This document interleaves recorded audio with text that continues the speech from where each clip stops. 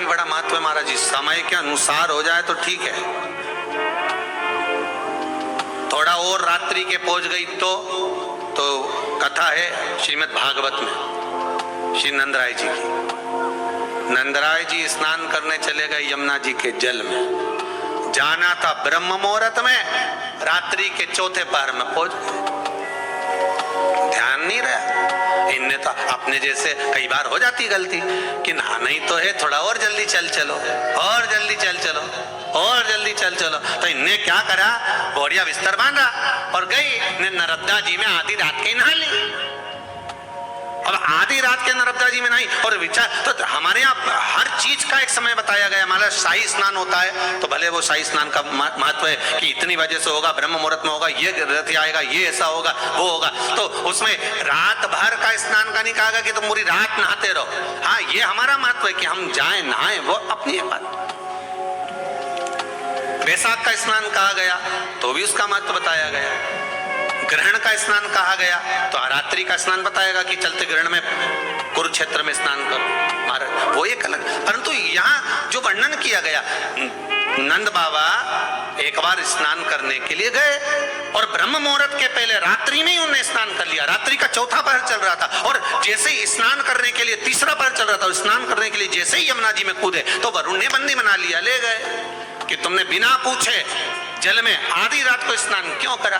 बंदी बनाकर ले गए। भगवान कृष्ण उनको घर जाकर ढूंढे, मिले ही ना। ये श्रीमद् भागवत का चरित्र है, 10वें स्कंद में इसका वर्णन है। नंद बाबा मिल नहीं रहे। यशोदा जी ने कहा, लाला तेरे पिताजी को ढूंढ कर ला। अब कन्हैया ढूंढने के लिए गए तो नंदराय बाबा को कहीं मिलते ही नहीं। ढूंढते ढूंढते यमुना जी से पूछा, क्यों मेरे पिताजी स्नान करने आए थे? हाँ। कहाँ गए? तो क्या आपके पिताजी से गलती हो गई? यमुना जी बोली, क्या गलती हो गई? स्नान करना था ब्रह्म मुहूर्त में, कर लिए रात्रि के तीसरे पहर में। ओहो, मेरे पिता से गलती हो गई। तो वरुण बंदी बनाकर ले गए। वहां पहुंच गए वरुण जी के पास। स्वामी, अभी तक वरुण भगवान कृष्ण के हाथ जोड़ते थे, आज भगवान कृष्ण ने वरुण जी के हाथ जोड़े, क्योंकि गलती हुई है मेरे पिता से। जीवन में अगर गलती स्वीकार करने की अगर आपकी आदत है तो जीवन में महान बनने से कोई नहीं रोक सकता आपको। आप गलती स्वीकार करना प्रारंभ कर दीजिए, महान बनने में कोई नहीं रोकेगा।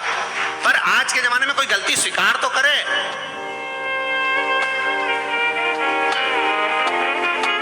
करवा चौथ की पूजन कल, बोलो सही है कि गलत है? जरूरत थी करवा चौथ की पूजन करने की, करवे को लाई, पूजन करी, इकट्ठा करा, सब कुछ करा, और अभी तक वो करवा कहीं ना कहीं पड़ा होगा। जब जरूरत थी तो बीन के लिए, और फिर सास के कि क्यों री जरूरत पड़ी तो हेल ली, अब पटक दिया, अब बेचारी सास उठाए। सही है कि गलत है? सब बना के रख दिया, ये सामान यहाँ पड़ा, वो सामान वहां पड़ा। अब तुम तो कहीं नहीं चलनी में मुंडा देखिए। अब गलत नहीं करो, पूजन करो, पाठ करो, अर्चना करो। और जो तुमने सामान इकट्ठा करा था, करवा लाई थी, ये करा, दिया लगाया, बाती लगाई, सारा सामान इकट्ठा करके रखा, तो सवेरे उठकर स्नान करके वो सारा सामान उठा के रख भी। फैला रहा तुमने, फैला दिया, उठाई डोकरी, और फिर डोकरी उठाए तो उसका हाथ के साथ साथ में मुंडा भी गढ़ा चले। अब बोलो सही है कि गलत बात है? अब जब हाथ चले, शरीर चले, पांव चले, तो मुंह भी चले, फिर वो चले तो फिर बुरा लगना ही नहीं चाहिए। हाँ साहब गलती हो गई, मेरे को ये करवे उठा कर रखना थे, जगह पे रख के आना था, मुझे ये काम करके रखना था, सही में पूजा की थाली ऐसी कैसी रखी हुई है, मुझे सुबह से उठकर इसको संभालना था, ये करना था। पर अपनी गलती कौन स्वीकार करे? अपनी गलती को कौन देखेगा?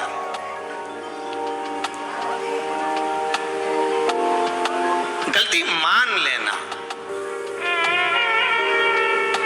अपनी गलती को स्वीकार कर लेना, यही महान बनने के लक्षण है। आपने स्वीकार कर लेना, हाँ मम्मी गलती हो गई, मैं अभी उठा देती हूँ, मम्मी पड़े रहने दो, मुझसे गलती हो गई। वास्तव में मैंने पूजन तो करी, पर ये करवे तो यही रख दिया, मैंने सामान तो यही पड़ा के पड़ा रखा, और सोचूं कि पूरा पुण्य मिल जाए, मैंने जो व्रत करा उसका पूरा पुण्य मिलना चाहिए, तो पूरा काम भी करो। पूरा काम करोगी तो पूरा पुण्य मिलेगा, आधा काम करोगी तो आधा पुण्य। उठाओ, रखो, संभाल कर रखो जरूरतमंद जगह पर। अपनी गलती को जिस दिन हमने स्वीकार करना प्रारंभ कर दिया, मान लो उस दिन सुख हमारे सामने आ गया, सुख सामने आ गया। करा नहीं।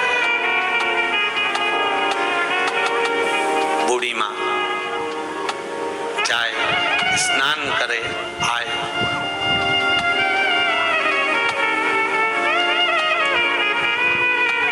तारा स्नान। कौन सा स्नान? कार्तिक की, अगर आपके पास में कार्तिक महत्तम की किताब होगी उसमें भी लिखा होगा, स्कंद पुराण पढ़ोगे या विष्णु पुराण पढ़ोगे उसमें भी लिखा होगा तारा स्नान का महत्व। कौन से स्नान का? तारा स्नान। तारा स्नान का महत्व में वर्णन लिखा है ब्रह्म मुहूर्त में। आप आधी रात को अगर जा रहे हो तो उसमें वरुण देवता के सामने भगवान कृष्ण हाथ जोड़कर खड़े, गलती को स्वीकार करा कि मेरे पिता से गलती हुई है, स्नान करना था ब्रह्म मुहूर्त में, कर लिया रात्रि के तीसरे पहर में, गलती हो गई पर इतना जरूर है, अब मेरे पिता से कभी गलती नहीं होगी, आप उनको मुझे वापस दे दीजिए। वरुण जी ने नंद बाबा को वापस दे दिया। गलती, हर चीज का एक समय होता है, उस समय की अनुकूलता में आप अगर भगवान की भक्ति को धारण करते हो, समय की अनुकूलता में भगवत स्मरण को धारण करते हो तो आपको उसका फल जरूर मिलेगा। ब्रह्म मुहूर्त का स्नान लिखा है तो ब्रह्म मुहूर्त में करिए। तारा स्नान लिखा है कि सूर्य उगे, सूर्य प्रकाशित हो उससे पहले आप स्नान कर लीजिए। एक बुढ़िया तारा स्नान कर लेती थी, चली जाती, तारा स्नान करती आती,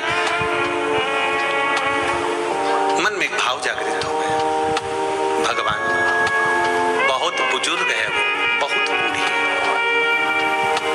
जाती आती घर पहुंचती,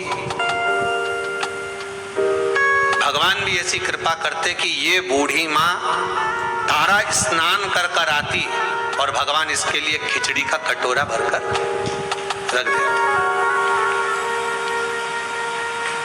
एक खिचड़ी का कटोरा भरा, भगवान इसके दरवाजे पर रख देते। अब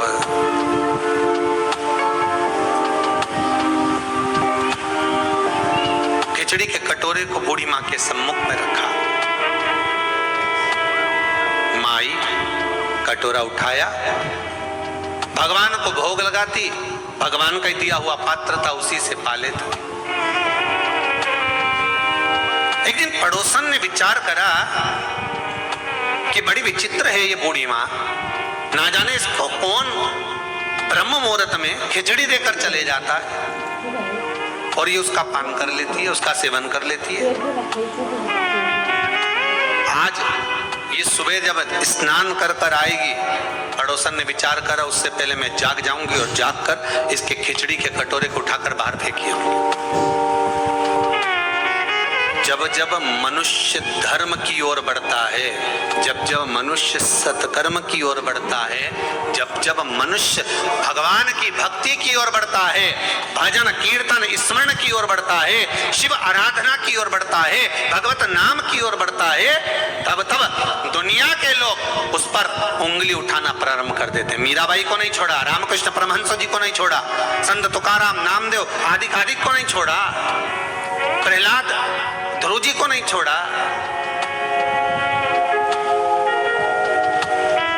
पर भक्ति अगर दृढ़ी है, आपका विश्वास अगर दृढ़ी है तो डूब नहीं सकते, ये पक्का है। पास किसको कहते, भरोसा किसको कहते? अगर दृढ़ विश्वास है, भरोसा है और भगवान के प्रति, हाँ ये जरूर है, थोड़ी थोड़ी परीक्षा भगवान लेगा जरूर। सोने को जब तक तपाओगे नहीं तब तक वो निखरता नहीं है। धोबी भी कपड़े को जब धोता है तो तो उसमें साबुन लगाकर उसको रगड़ता है, फिर उसको कूटता है, पीटता है, जिससे वो उज्जवल हो जाए।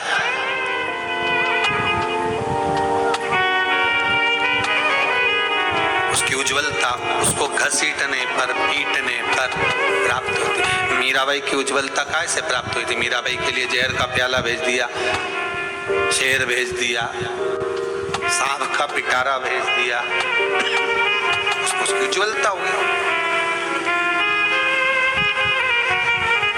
फिर डरने वाली बात नहीं, फिर वो बात ध्यान रखना, कोई तालना